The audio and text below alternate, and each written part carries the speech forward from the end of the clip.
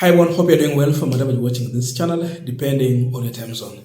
Now, William Ruto went to Coast region, that's Mombasa, and of course he's still in that region. And the whole issue here was about kuzindua miradi, but it is all about politics. That's what we know about the Kenya Kwanza administration. They go to a place, they go and politic, nothing else. That's the reality. Now, Gachagua was conspicuously missing from that event. Gachagua is Ruto's deputy.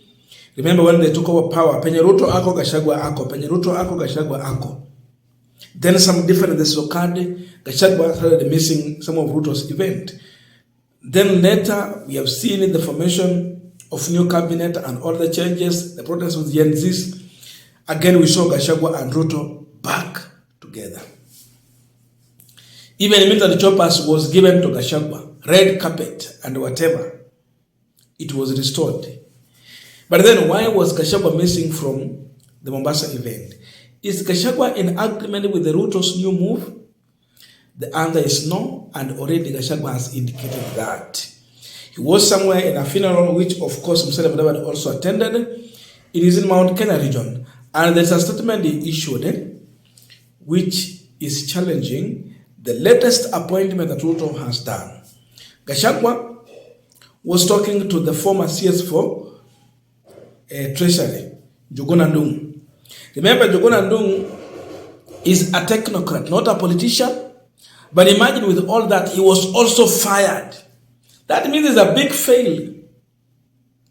Because you can't be a technocrat who is not politicking and you're not doing your work. In fact, the problem in this country started with the finance bill which originated from the treasury. Kwenye Njuguna Ndung'u anakaa, kaza wanapea mbadi.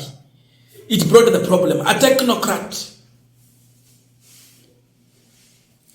Gachagua was saying something different about Njuguna Ndung'u. That's the reality.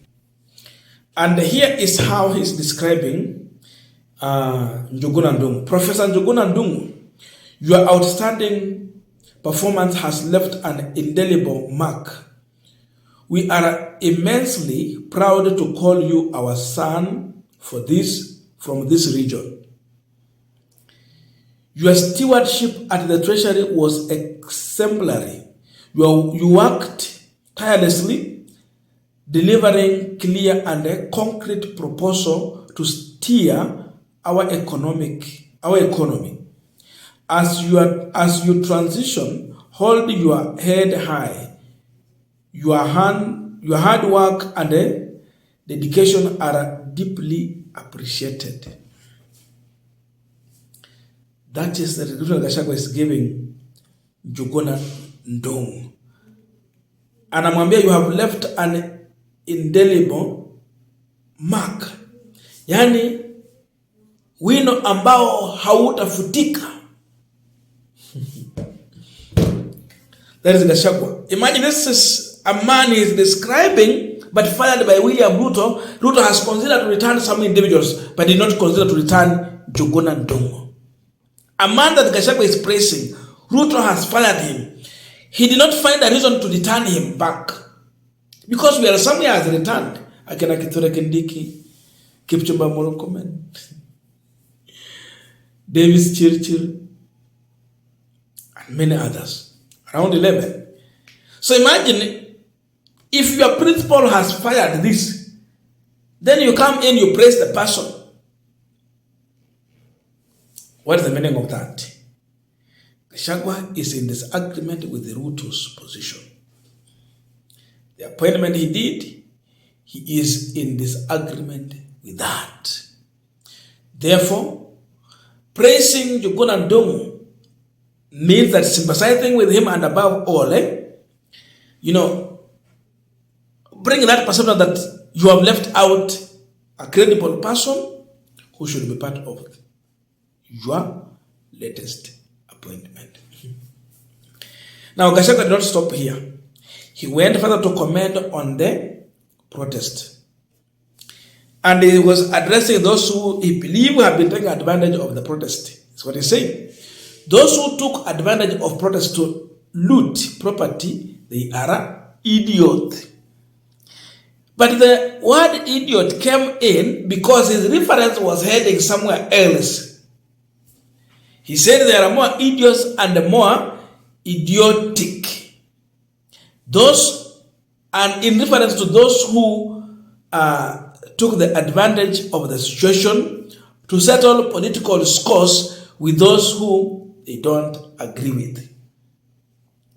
Now on this one, I see Gachagua firing at the ODM side, those who are defending the people appointed from ODM, and the reason they are giving to it why they are joining the government. So imagine how Gachagua is describing people as idiots and idiotic. That is how angry and mad Gachagua has got with a new appointment by William Ruto from ODM. Let us all remain united as a country. We have just gone through very difficult periods.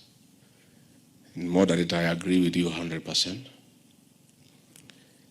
That those who took advantage of well-intentioned peaceful protests to loot property, to steal, to maim, to hurt, those are idiots. I agree with you. They are even more idiots and more idiotic as those who try to take advantage of the whole scenario to settle political scores with those they don't support or those they have a problem with. Trying to apportion blame, trying to say this and that. Those are even more idiotic than those idiots. And I agree with your sermon entirely. Let people know that Kenyans are also very intelligent people. People of this great country have come of age. They see from far, they analyze, and they know.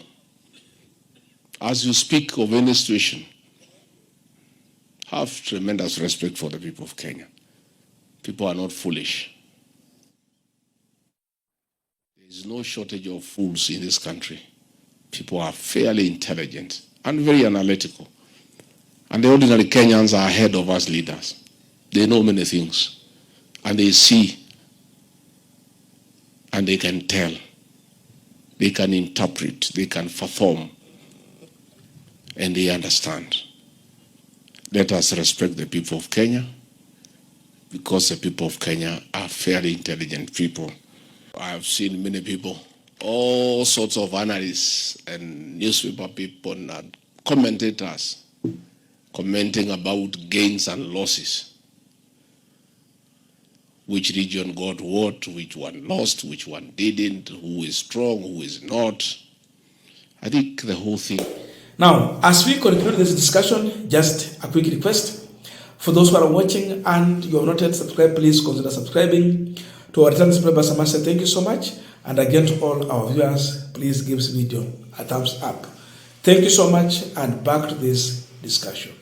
Now, this statement can be one of the reasons why Rigathi Gachagua did not accompany William Ruto. Gachagua is not pleased with the latest appointments. It shows disagreement between Ruto and Gachagua. They don't agree. That's why he goes to an extent of using abusive words to describe a situation, and by the way, those from ODM. There is someone who said in ODM, and it was on a panel, was it Citizen? He said that they are going in to the government of national unity to save this country from the hands of one dictator, Rigathi Gachagua.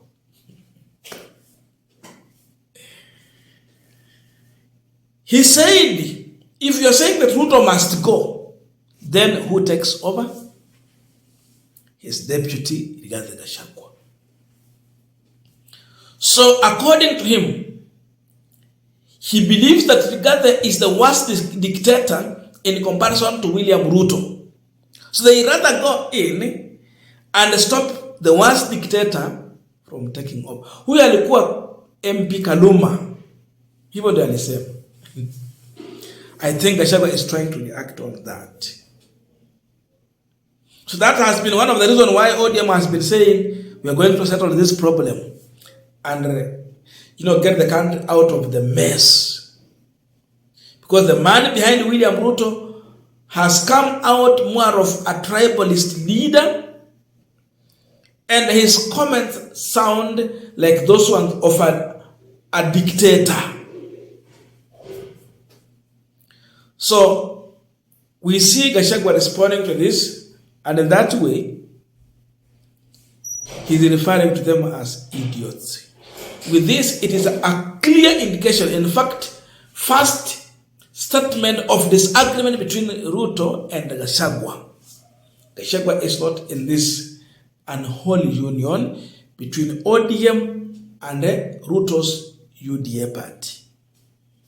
His statement, you should keep it. More are going to come. So it's clear that indeed people like Njuguna and Ndung should continue, because if I'm praising you, when I get a chance, I should give you a job to do because you are worthy. So why are you fired? You should be working. Then he goes ahead and describe the other team using such kind of language and words. It tells you that finally there is a lot of disagreement between Ruto and Gachagua. If it was Gachagua's wish, this individual should not be in the government. Therefore, Gachagua will be boycotting most of Ruto's event and keeping himself busy elsewhere on other issues. Therefore, it brings us to 2027. William Ruto might not be on ballot with regard to Gachagua as his running mate. Hiyo, go and keep it in the bank. It will happen. Write it down. Gachagua will not be Ruto's running mate in 2027. Period. Therefore, Gachagua has finally started planning for the next move. This agreement has begun. It is now open. And it is a kind of defiance. I don't know your views, but let us put in the comment section to continue with this discussion. Thank you so much, and see you in our next video.